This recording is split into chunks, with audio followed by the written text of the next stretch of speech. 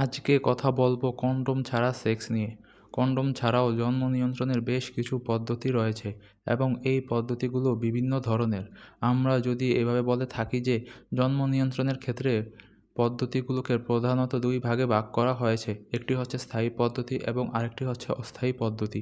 স্থায়ী পদ্ধতির মধ্যে কিন্তু নারী এবং পুরুষদের ক্ষেত্রে ভিন্ন ভিন্ন রয়েছে। নারীদের ক্ষেত্রে রয়েছে টিউবেকটমি এবং পুরুষদের ক্ষেত্রে রয়েছে ভ্যাসেকটমি। অস্থায়ী পদ্ধতিকে আবার কিন্তু দুই ভাগে ভাগ করা হচ্ছে। একটা হচ্ছে স্বল্পমেয়াদী এবং আরেকটা হচ্ছে দীর্ঘমেয়াদী।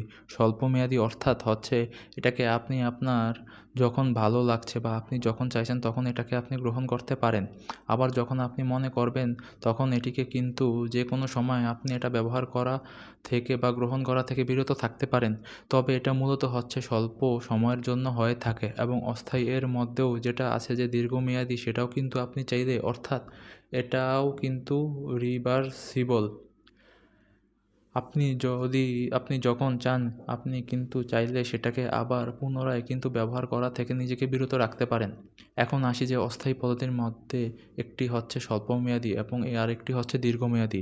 স্বল্পমেয়াদীর মধ্যে কিন্তু একটি পদ্ধতি হলো কন্ডোম এবং কন্ডোম কিন্তু নারী পুরুষ উভয়ের ক্ষেত্রেই পাওয়া যায় বা উভয় ব্যবহার করতে পারেন।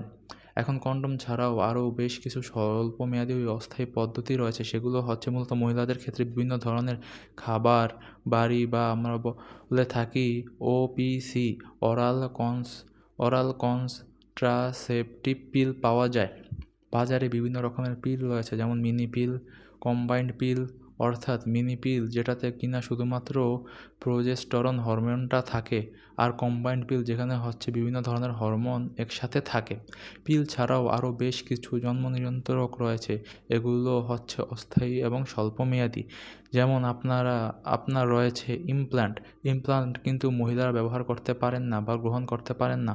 এটা মূলত দেখা যাচ্ছে যে একটা কাঠির মতো, কাঠির ন্যায় ছোট একটা জিনিস ঢুকানো হয়ে থাকে এবং সেটা কিন্তু আপনাকে প্রায় 3 থেকে 5 বছর পর্যন্ত সুরক্ষা দিতে পারে।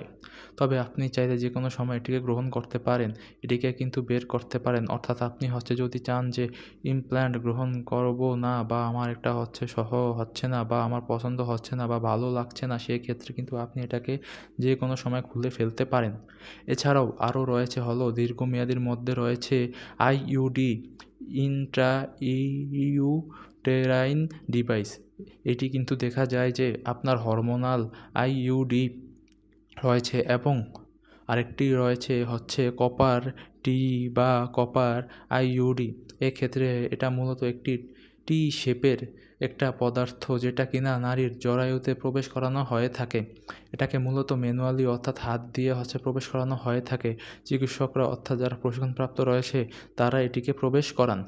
এটার গায়ে বিশেষ করে যেটি হচ্ছে কপারটি, সেটার গায়ে কিন্তু কপারের একটি প্রলেপ থাকে এবং কপারটি বলেন বা আইইউডি বলেন, দুটোর ক্ষেত্রেই কিন্তু এটা স্পার্মের যে মুভমেন্টটা অর্থাৎ যোনিপথে স্পার্মকে পৌঁছাতে কিন্তু একটা বাধাগ্রস্ত করে, অর্থাৎ শুক্রাণু এবং ডিম্বাঙ্গে নিষিক্ত হতে এটা বাধা দেয়। এবং এর পাশাপাশি দেখা যাচ্ছে যে জরায়ুর যে ওয়াল, আমরা বলে থাকি জরায়ুর যে প্রাচীরটা রয়েছে সেটা কিন্তু কিছুটা মোটা।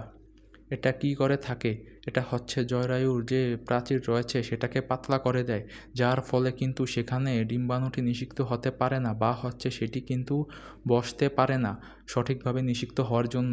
অর্থাৎ এই প্রত্যেকটা পদ্ধতিই কিন্তু আপনার জন্ম নিয়ন্ত্রণের জন্য সহায়ক। কন্ডোম ছাড়াও এই প্রত্যেকটা পদ্ধতি কিন্তু আপনি যে কোনো সময় গ্রহণ করতে পারেন। বিশেষ করে যখন আপনি চিন্তা করছেন যে আপনি জন্ম নিয়ন্ত্রণের একটি পদ্ধতি গ্রহণ করবেন কিংবা আপনি যখন চিন্তা করছেন যে আপনি একটি সেফ সেক্স বা হচ্ছে নিরাপদ সহবাসের কথা চিন্তা করছেন, তবে শুধুমাত্র কন্ডোমে কিন্তু যৌনবাহিত যে রোগগুলো রয়েছে অর্থাৎ সিফিলিস, গনোরিয়া, এইচআইভি এর মতো রোগগুলো রয়েছে এগুলো থেকে আপনাকে সুরক্ষিত রাখবে। অর্থাৎ আপনি যদি দুদিক থেকে নিজেকে সুরক্ষিত রাখতে চান, অপরিকল্পিত গর্ভধারণ এবং যৌনবাহিত রোগগুলো থেকে নিজেকে প্রতিরোধ করতে চান, সেক্ষেত্রে কিন্তু কন্ডোম ব্যবহার অপরিহার্য।